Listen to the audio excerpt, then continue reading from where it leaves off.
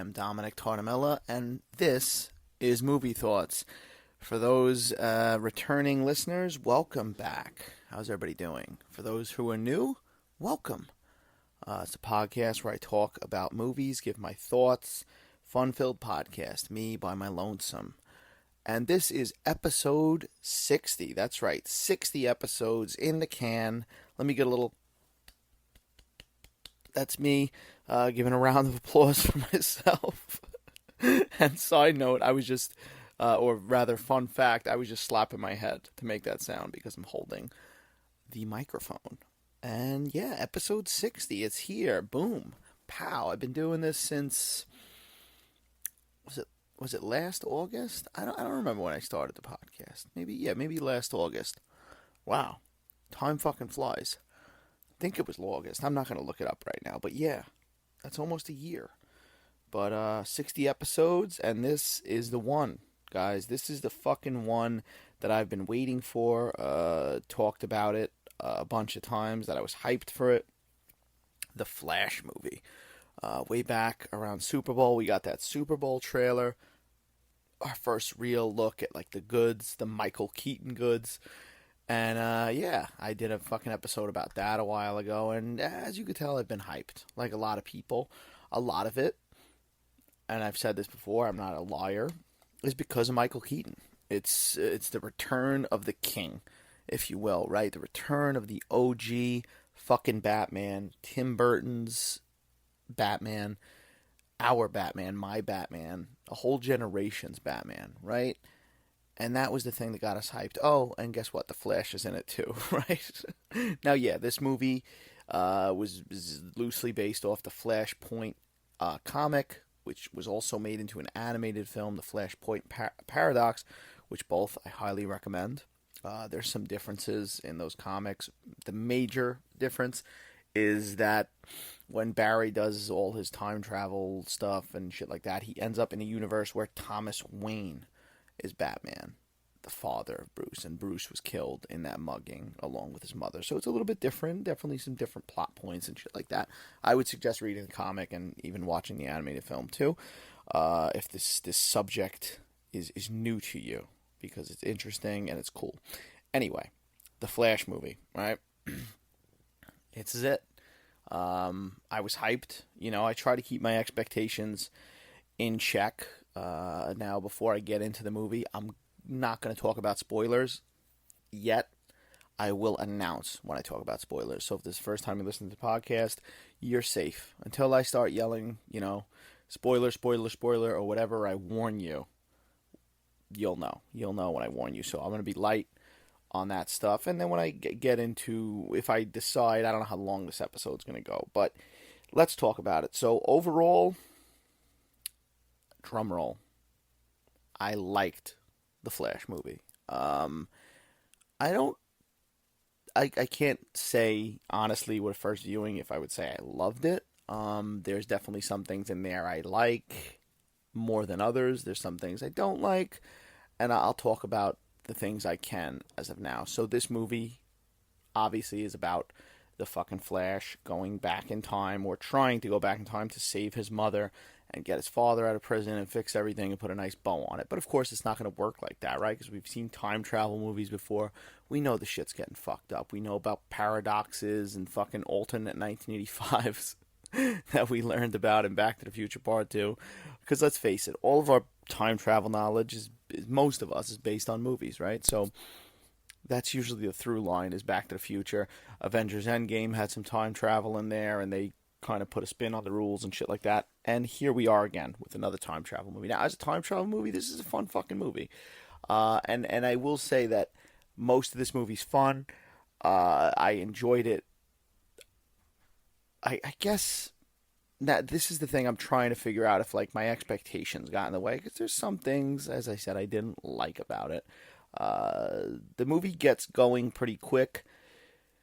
Now, this is not really a spoiler. You get Ben Affleck as Batman in the opening, and you know, nobody expected him to be in this whole movie, so you really just get him in a piece of this movie in the very beginning, and then as the story goes on, and you know, you get Keaton, and you get another Barry Allen, you get shit like that. Now, yeah, The movie starts off big.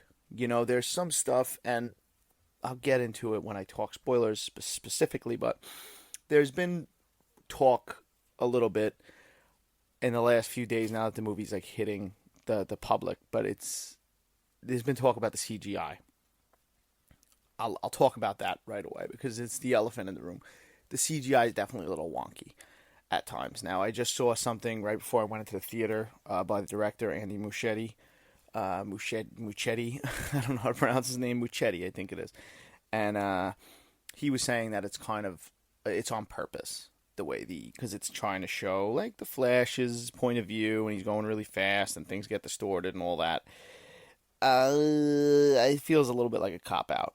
I felt when I read it before seeing the movie that it felt like a little bit like a cop out, and I didn't even know the actual footage. And then after seeing the movie, I could say it's probably a slight cop out. I mean, I could definitely see that in some sequences when the Flash is running fast, but then there's times when the Flash ain't fucking running. Even if it's like a brief glimpse of something and the CGI looks a little wonky. When the Flash is traveling back in time, especially when he gets into it and he's in that moment where he's able to choose where he wants to go, there's a lot of information on screen. A lot of that is faces and different people and stuff like that, and that looked the wonkiest. But then you could also say, and I get the argument from that side, would be like, okay, well, it's because he's going really fast, and that's why they look like that. So I could see that. But some of the stuff does seem a little bit like me. I mean, I can't say it was rushed. I mean, the movie had a good budget, so I can't say like, oh, they cheaped out on it or anything. But it seems a little wonky at times, as I'll say. So some of it may take you out of it. I don't think it like ruins the movie or anything like that, but it's a little questionable why some of the stuff looks like that. But as I said, movie starts with a bang, a lot of action going on. Ben Affleck in there, and then it kind of takes some dips. I will say like negative things about the movie. I felt like it went a little bit slow. Now I can say that perhaps because I'm like a Keaton fan and I'm there to see Keaton, maybe that's why I was kind of like counting the minutes until Keaton showed up on screen. I don't know if that's just me. I don't know how other people felt about it who weren't just there for, their main focus, Keaton. The story is engaging. Like, you're not going to... I'm not saying I was, like, not into where it was going, like, heart story-wise, Like, he's trying to go save his mother. He's trying to get his father out of jail. I can understand it. But it kind of takes its time a little bit. I think there's some stuff in the very beginning that maybe could have been skimmed a little bit and we could have just got right into it. But once we get into it is when it becomes interesting, right? And then there's the other Barry and what universe is he in, who exists, what heroes don't exist, what heroes do exist. We get into all that fun stuff. And this movie, I mean, like, I don't know. I went with my wife, I went with my cousin, I went with my nephew. And, like, they all enjoyed it for the most part. And I just don't know how much of, like, overall DC comic book knowledge is like necessary, or not really comic book, DC just movie lore and stuff like that is necessary to enjoy it to its full potential, because a lot of this movie is based upon like, look at that, an Easter egg, just even the fact that General Zod, which yet again, this is from the trailer, not saying any spoiler, like General Zod is in this movie. You could understand who General Zod is. They do a good job of, giving you the details for somebody who hasn't seen Man of Steel or knows the whole fucking thing. But, like, it's definitely more fulfilling when you know Man of Steel, you know the outcome of that movie, you know all that shit. Also, I talked about the Flashpoint comic. There's some differences in there. Obviously, Supergirl replaces Superman in that and in this. And so, like, I knew the nuggets from the comic, so I think it enriched it for me. There's a whole lot of little Easter eggs and stuff like that, fucking cameos and shit like that I'm not going to talk about right at this minute. It's similar in the way it definitely feels like another multiverse movie like Spider-Man No Way Home, where you had all that stuff being thrown at you, and it is enjoyable. I mean, as I said, once the movie starts going and it picks up and the storyline actually gets good, and Michael Keaton comes in there, yeah, sure, it gets rolling. It's good. It's fucking the finale is really cool. I thought like the ending was really fucking action packed, and like you see that's the thing. Well, once the ending rolled in, like there's that early stuff that's a little wonky with the CGI. But once the ending came and all the shit that happened with that, I didn't feel like it was being. It didn't look good or anything like that. I felt like it looked pretty damn good, most of the stuff, and I didn't have a problem with any of the visuals. This overall, like, where do I feel this is going? Because there's questionable things. I've seen some stories out there saying that, like, oh, there might be a Flash sequel if it's, there's a Flash sequel on deck, basically. It's been written and stuff like that. I don't think we're getting a Flash sequel. I think this is 100% the end of that DC universe, the DCEU, and all those characters, and Zack Snyder's universe, and if that's the case, I think it ends on a good note.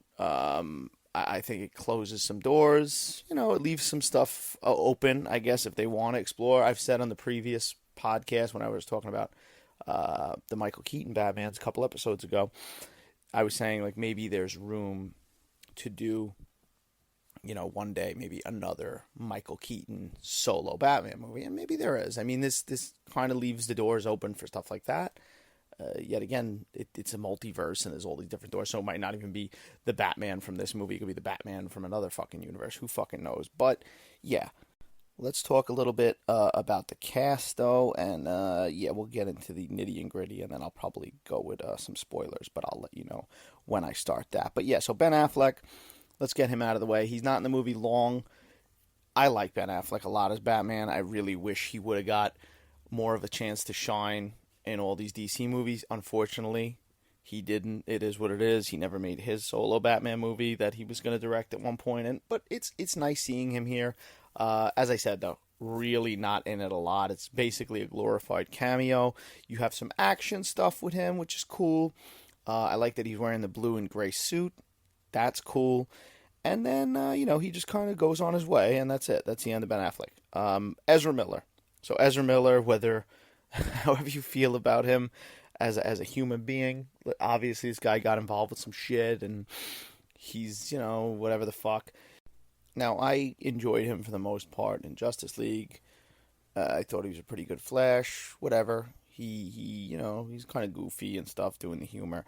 But obviously in Zack Snyder's Justice League, he gets a little bit better of, a storyline and stuff like that. But in this film, he's playing two roles, right? He's playing a younger Barry Allen. He's playing the Barry Allen from this timeline. And I got to say, he gets a little bit annoying at times. I mean, there's two of them, and they're constantly bickering and talking. And like, it's funny for the most part, but at times, like, the younger one gets a little bit annoying. He's got, like, kind of a goofy laugh. I mean, I get what they were trying to do, too. A lot of it's probably on purpose, because he's, like, his younger self. He's fucking annoying. He's, like, 19, so a teenager's fucking annoying. So they kind of amp that up. Sometimes it's a little much. But overall, he's pretty good in it. I think as the movie goes on, and there's some more serious stuff that happens, I think he shows, his acting chops a little bit more, and it's not just, fucking joking around and stuff like that. So you definitely get accustomed to him halfway through the movie, and then, as I said, when the serious stuff happens, he's definitely better, and he's more enjoyable in those parts. But, like, the humor overall in the movie lands for the most part. Some of the shit, I wouldn't say it misses. Maybe some of the stuff that didn't laugh as hard. It's not as funny as I thought it would be, though. I thought there'd be a lot more funny stuff just in, like, any early things I read about it. But it's pretty good for the most part. There's a lot of referential humor that, or movie references and stuff like that in there, which maybe I'll get to in the spoilers. But, yeah, overall, he works. Sasha Calle, who plays Supergirl, I thought she was really good. She comes in a little bit later, too. So, like, a little bit later in the movie. She pops up, and she's good. She's cool. She fills that void that, like, Superman would be in. And that works. It works. Different universe. I like her look. She feels like an intimidating presence, like as Supergirl, strong presence. Then you get Michael Keaton, right? Michael Keaton comes about like a little bit before Sasha Cal comes into it. And Michael Keaton, he's doing some weird stuff in the beginning. When he first pops up, they're doing some weird stuff. I'll talk about it in a little bit. But then once he gets going, he works. He's fucking Michael Keaton. He's doing his thing. He's fucking Batman, and I liked it. I liked every minute of it. I thought it was great. I thought the Danny Elfman, soundtrack reprises that went on when he was doing stuff, it all fucking worked for me. The Batwing, the Batmobile. You don't see him in the Batmobile, unfortunately. If that's, yeah, you don't see him in the, I'm trying to think. You do see the Batmobile, but you don't see him in the Batmobile. You do see him in the Batwing. They go about it. I'm surprised they didn't put the Batmobile in it more prominently, though, because it's such an iconic vehicle and stuff like that. But it is there. The cave is there. The fucking, even like I just rewatched Batman 89 and Batman Returns, as I talked about in the last couple podcasts. But, like, it's so cool seeing Wayne Manor and seeing inside Wayne Manor in certain rooms, and it just looks like right out of those movies. So it's cool to see all that stuff. For the fans, this little supporting parts, obviously, by Michael Shannon. He's doing his thing. He's fucking Zod again. He pops up in there. You got Ron Livingston taking over as Henry Allen, Barry's father. You even got Jeremy Irons popping up as Alfred, doing his thing, right? Small roles, but enjoyable. Maribel Verdú plays Barry Allen's mother, and she's good in this small role, and everybody's pretty good. The cast is good. As I said, the ending gets, there's craziness, there's some awesome stuff on screen. Overall, I like the movie. I'm definitely going to see it again now that the expectations are gone and see how I feel about it. But yeah, overall, I definitely recommend it. If you're a DC fan, I think that it's a good, closing the door off of the other DCEU, and that now that we're going to start with like a new batch of fucking remakes and this and that, it's a good way to close that door. And maybe they'll do some stuff in the future, but who knows? I don't know, depending on how this movie does, how it's received overall. Now I'm going to get into spoilers, so if you're still listening, we're at like the 17-minute, almost 18-minute mark, whatever the hell, and we're going to get the spoilers. So I warn you, I did like the movie. That's it. That's all I'll say. And now we're in spoiler territory. Okay, so this fucking movie, as I said, the CGI, that there's a baby scene in the beginning of this movie with fucking when Barry Allen's saving a bunch of babies, falling out a window, and it's a little ridiculous. It's like, it almost feels a little bit like a Looney Tunes, a Looney Tunes cartoon. Like, even the music that was playing over the scene felt like a little bit like a Looney Tunes cartoon. You get it. Listen, I laughed at it because it is goofy and it's stupid, and he's trying to eat stuff and get his appetite filled in order to get power to save the babies. But it just comes off a little bit much, especially in the beginning of the film. It's hard because you're getting ready for this fucking movie and you're hyped, and well, at least I was. And then you see the scene, it's kind of wonky. And then the special effects in that scene, like a lot of fake looking babies, and I think that's the problem. Like, when you're seeing that, and I understand what the director was saying, how running fast distorts it and blah blah blah and all this shit. I get it, but it looks a little off.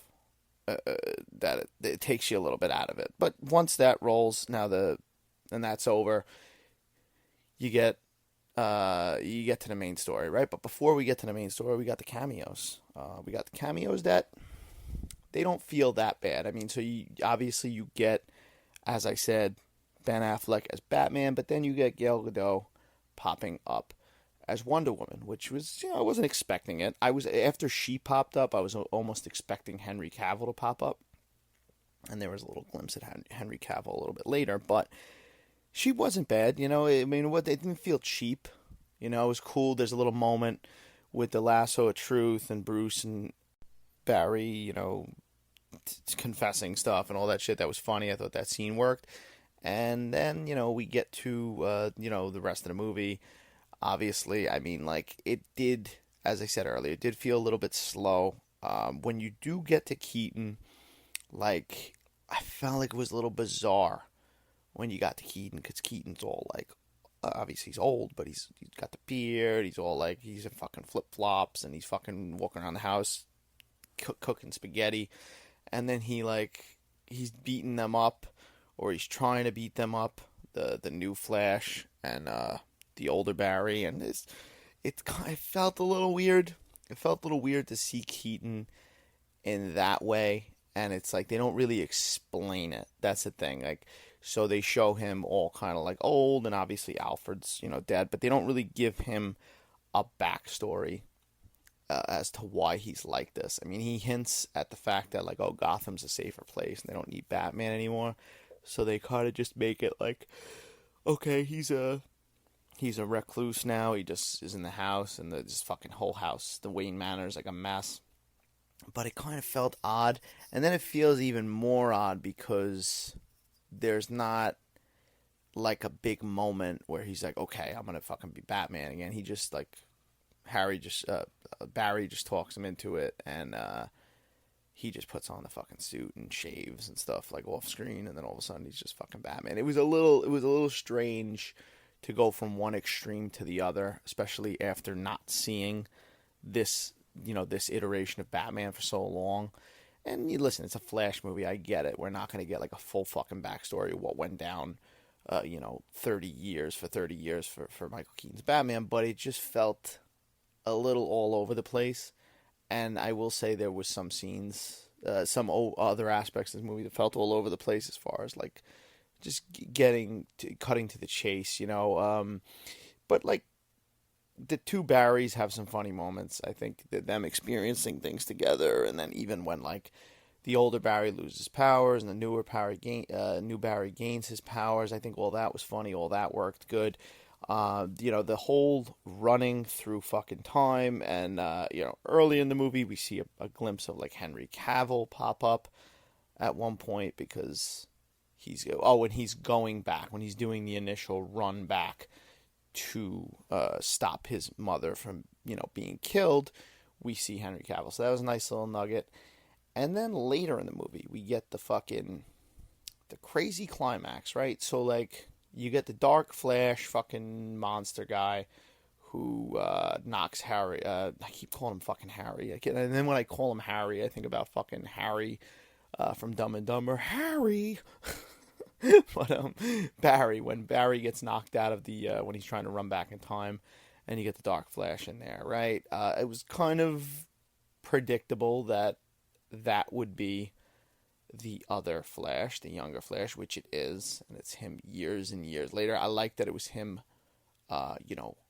older. I like that he had the scar on the face and stuff like that, and he had the pieces of the Kryptonian fucking things in him, and that was all cool. I liked all that. I also liked like just in the final climax of the movie how like Supergirl, we are in spoilers, Supergirl dies, then Barry, then Michael Keaton fucking Batman dies tragically, and then you get the two Barrys running back in time, reversing it, and then they keep fucking dying. Like, I liked that.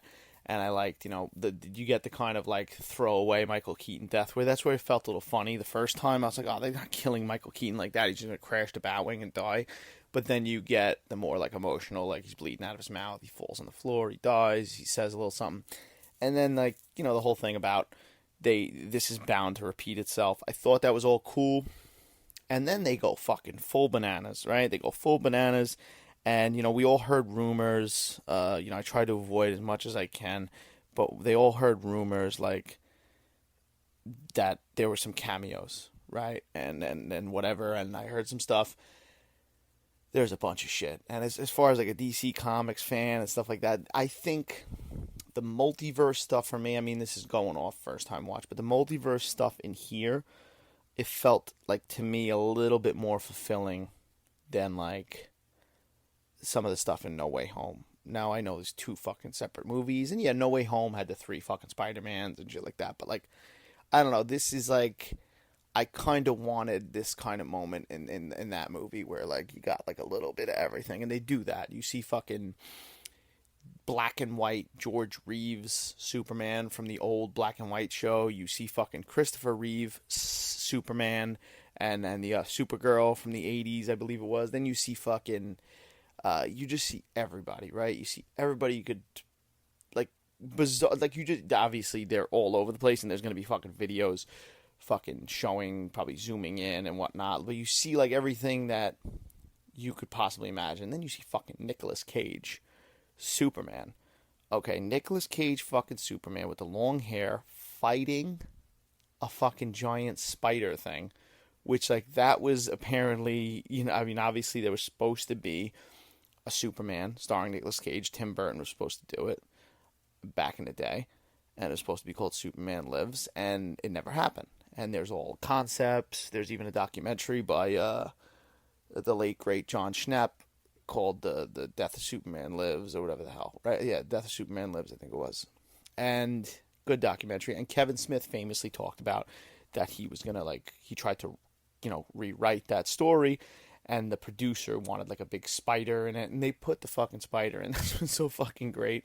And that's one of those things I talked about earlier. Like, if you're not into the lore, you might not, you know, take away on those little Easter eggs. You're not going to get them. You know, even early in the movie when fucking the young Flash finds the laughing bag in the Batcave, the Batmobile that was in the Joker's thing when he died, right?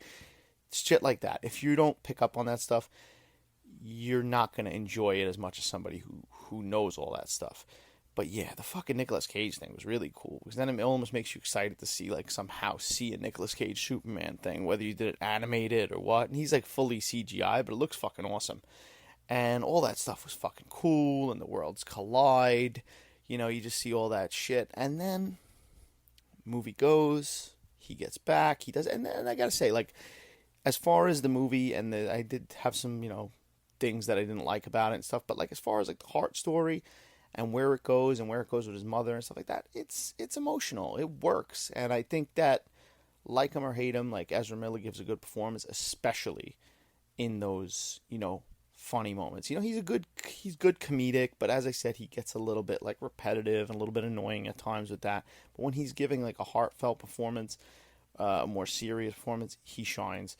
I liked all the stuff with his mother, and especially the end when, you know, he kind of has to go put the fucking tomato sauce back and kind of say goodbye to her. It's very emotional. It's kind of like, you know, kind of get choked up. And that says a lot, especially, you know, going to see a movie like this, that it's fucking CGI fest and it's a superhero movie. And if that heart story's there, that's important. That matters. And then the other elephant in the room, which I couldn't say until I got the spoilers, was this one.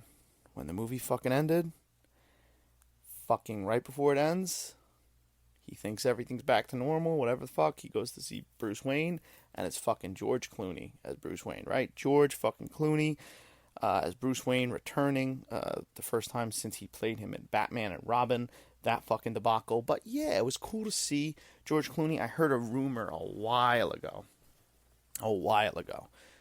something about George Clooney, and it was so ridiculous that it was like, it had to be true. I kind of tried to bury it deep down in my mind because I just wanted to go into the movie and enjoy it, but I had a feeling it was coming, because like when those rumors spread sometimes and they're so obscure or they're so strange, a lot of the time that's when they're fucking true. I don't know why, like the director recently talked about the Nicolas Cage thing and kind of spoiled that. I stumbled across that as well, you know, accidentally, because it was kind of like just out of nowhere. I was reading an article and it just, oh yeah, just gave that away. I was like, I really didn't want to know that. But there's also like fucking Adam West. That's who else you see. You see Adam West running. There's probably a slew of others that I didn't catch. As I said, there'll probably be videos of people fucking posting shit and stills from all that. But yeah, overall, all the multiverse stuff, I thought it really, like, as much as the movie to me started off slow and it's, you know, had its flaws, once it got going, especially when Michael Keaton comes in, especially when Supergirl comes in, and they're like, once it got going, and especially the climax, I thought all that worked really well. And as I said, I gotta watch this movie again to see how I really felt about it. But overall, I liked the fucking movie. I thought it was a good movie.